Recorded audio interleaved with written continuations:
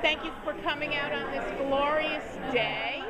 I'm Linda Press. I'm the Executive Director of JSDD. JSDD is the agency that oversees the WAE Center. WAE stands for Wellness, Arts, and Enrichment, located in West Orange, New Jersey. The chair that's in the window was created as part of the Chairs of Inclusion project in celebration of the WAE Center's 10th anniversary last year. The WAE Center serves men and women with developmental disabilities with a creative arts program, wellness. We offer lots and lots of opportunities for people as an alternative, a holistic alternative learning center. We serve 65 people per day at the WAE Center who are looking for meaningful activities to within which to participate. The Chairs of Inclusion project has been traveling for the year. This is just one of the chairs. You should have a map of the area where the other chairs are located, are specified on the back of the map. Steve Schwartz, right here, is the artist, the very talented artist of the Lego chair, and we're thrilled to have him here. My name is Stephen Schwartz. I'm an architect. My firm has been in Livingston for 45 years, and about 15 years ago I started to develop ways to engage people in historical subjects, especially historical subjects, using Lego building blocks. So we formed a company called Building Blocks Workshops, and people have heard about it. We do a lot of programs all over the United States, and they approached me about being one of the artists to participate in the Chairs of Inclusion. So of course what they were after is for me to do a chair using Lego building blocks. And honestly, at first I wasn't sure that it was appropriate or that it would work or that we could engage some of their clients. But the deeper I got into it, which took about 1 hour, the more I heard about it, the more I thought this is just an ingenious idea. The whole idea of having chairs of inclusion that would involve people with disabilities and engage people. I already knew that building with Lego building blocks was one of the most engaging things you could possibly come up with in terms of a medium. So I went over and we started interviewing some of the clients of JSDD, and we actually found people who were more adept at building with Lego, and through a process of more of inclusion, of seeing who we could include, we started engaging and we built up a team. So we went from 1 person to 2, and eventually we got 6 people who were engaged in the project. And what I really was amazed at, one of the young ladies who became one of our participants is blind. And when I saw her working, first of all, she had the patience and the diligence, but she was also very talented and very ambitious, and it became very rewarding for me to try and train her and to see her get more involved in the chair. And of course we would explain what we're going to try to do after all the modules were finished. So what I did is develop a way that we could have multiple people working on the project and yet have some kind of consistency. And that was part of the challenge that I had. How do you have 6 different people working on it and have the product come out looking as if it was one artist working on the entire chair? So what you see is the end result is something that has that kind of that kind of vision where you look at it and you would never know that 6 different people worked on it. Jane is one of the founders of the agency JSDD, and thanks so much. So thank you, Linda. This is an effort that's been going on for over 25 years, when we began to try to identify the needs of families with people with developmental disabilities. But at the time, we had no idea that it would grow to such a beautiful program. I always cry, but this really is a very important project. And with that in mind, I would like to turn it over to Marilyn, who is a visionary behind this, and let you also hear from Lisa, who has the heart and the talent to bring all of this together. It's about inclusion. It's about making everybody part of the human family, and we are all connected in a very special way. I'm so excited to be here actually today and see all of your faces. It's really wonderful. The chairs started as a concept because every day of our lives at JSDD and the Way Center, we're working towards independence. We're working towards people having a voice and sharing that voice like anyone else has the opportunity to do. The chairs then represented the possibility of a seat at the table for everyone. And what better way to do it than with our community of artists and the artists at the Way Center. So Monica Schneider, who is here, right there, put out a request, and artists responded and sent in amazing concept chairs, and 10 initially were selected, and then an additional one. And what happened was people came forth and didn't quite understand at first this was a collaboration and what did collaboration mean, so that was discussed, and our artists worked with our members from the Way Center, all of whom had not worked with outside community artists before. Some of the artists coming in from the community hadn't worked with people with disabilities before. So this coming together was new and virginal, and it was phenomenal because everybody came away from this experience learning and knowing what it meant to be supported in hearing their voice, and knowing what it meant to be creative and to have the opportunity to create and be part of this amazing, amazing process. Every artist worked differently. Some were there for a week, 5 hours a day. Some were there for months. Some were there for 3 hours and 6 hours and put together amazing artwork and then put together their chairs. People came from all over.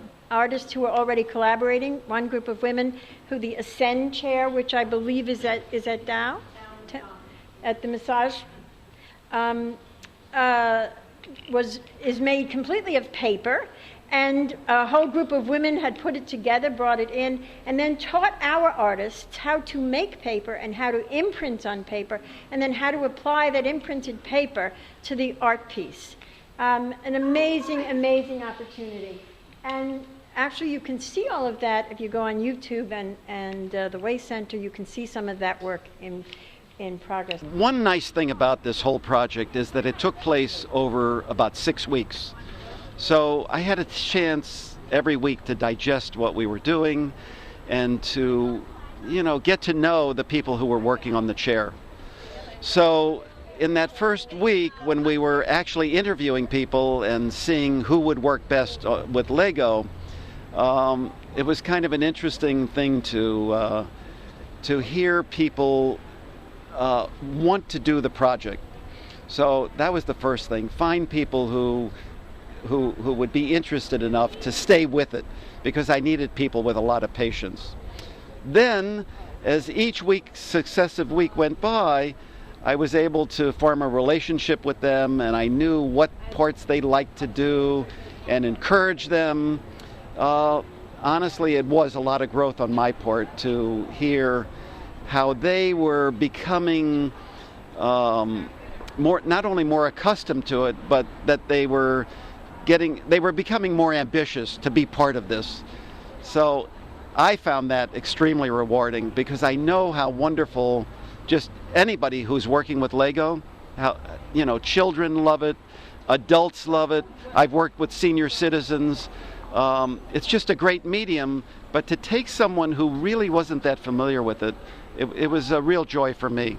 So I felt I got more out of it, honestly, than they did. But in the end, we both shared, the joy of seeing a completed project. One person would come in and do one part, and then they kind of move on to another painting, or perhaps they would come back the next day. And then the next artist would come in. And it was really wonderful to watch how they all sort of supported what the artists before them had done. They kind of just jumped right in and got inspired by what was there and added their own mark and, to the piece. After the backgrounds were done, we peeled away the silhouette of the chair. And it was sort of like Christmas morning. You pull away this stencil, and all of a sudden there was this drawing of a chair underneath. And so then we were kind of challenged with, well, how do we decorate this chair? What do we do? And I had, certain ideas about what to do, but I really called upon the member artists to just, tell me, what do you think we should do? And they were amazing. Their creativity and their enthusiasm and their sense of color and everything that they did was just really remarkable. And I have a very solitary practice. As a painter, I'm in my studio most of the time by myself, sort of toiling away. And it was wonderful to do a collaborative project with such lovely and talented people. Most artists came out of the experience being as changed by it as our members, and it was a remarkable collaboration. The reason I took this chair is a no-brainer. For me, it's a way to expose artists, whether they be handicapped or not, and beautiful creations that they have created. And the second part of that is, as part of this wonderful downtown Asbury Park community, I want to contribute to people coming in, sharing the art that's here, and the art that we do as retailers and artists. This chair is different than the other chairs in that this particular artist is not sighted. He's blind. So I think his objective and what we so respond to is that it's very tactile. The marabou, he's got Braille written, different messages written in Braille, and there's a message, an audio message attached to it. The visualness of it speaks to me personally for what I do, which is pretty tactile and it's amazingly visual for someone who doesn't see. In this window of palette gallery is fire. This is the chair representing fire. So the background is colors of different red and rust, sort of to evoke the feeling and what you think of color-wise when you think of heat, fire. So the background was done first, and then the chair silhouette was peeled away. And the artists and I decided how we would decorate the chair. There were a total, I believe, of 5 artists that worked on this chair, 2 on the background and 3 on the actual chair itself, the seat and the wood. And it was just a wonderful experience to work with these people. They had wonderful ideas. It wasn't just all me, directing them. I asked them, well, what color do you think the seat should be? And does it look too plain? And what do you think about, the color of the wood? And should we do something else with this? And they were wonderful. They were so giving and so excited. I think that for them to feel that, an artist, right, a big professional artist or whatever, was asking their opinion, was making them feel really good too. And I got so much out of this project, I can't even express how wonderful it was to really be collaborating with other people with no expectation of what the product would be. I came in with really very little expectation, and it just surpassed everything I could have thought it would be. Ellen Hanauer, who did the love chair, which is here in this location, worked with 67 people putting the chair together. Every person had their own box. Every person had the opportunity to pick from hundreds of little objects to be able to tell their own personal story. And then Ellen proceeded to work with each person, putting together these objects so that it represented who they were, and the story could be seen as well as told verbally. The collaborators really feel enormously complete having done this. Each one came in with their own tentativeness. Some of the work, some of the artists who worked with us had known us for a long time or worked with us on a daily basis, but the greater majority had not, and had not worked with people with disabilities before. So they didn't know what to expect. And what they discovered was what we're talking about all the time. People with disabilities are just like you and me. Same wants, needs, and desires, same want to be in life, want to be there in the world with other people. And they created friendships, and they shared. And this idea of collaboration came into full bloom with actually learning that, oh, I could ask, what do you want? How do you see it? What should be different? You know, how should we make this? And they had their own ideas and their own thoughts about it. And they discovered new talents on both sides. All the artists discovered new talents that they had. One of our clients discovering they really could do digital work, and another artist on the other side discovering they could do photography and work well with unknown people. On the 22nd at 11:30 at the showroom, Barbara Lipton, an extraordinary art curator and artist herself, will be talking about the special significance of chairs. It's going to be a wonderful program. We encourage you to come back for it. And then, of course, we're having our closing on the 29th.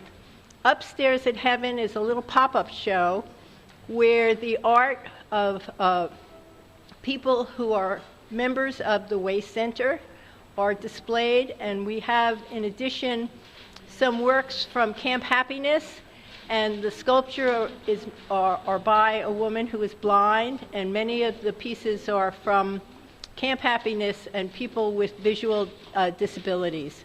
So there's a lot to look at, and we hope you will go to visit each of the chairs. Come out and see the chairs. Come out and see the chairs.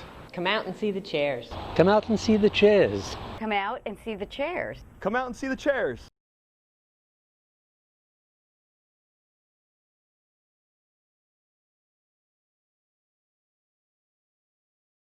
The chairs are meant to represent the commitment and belief that every person is entitled to a seat at the table in our community and in our family lives.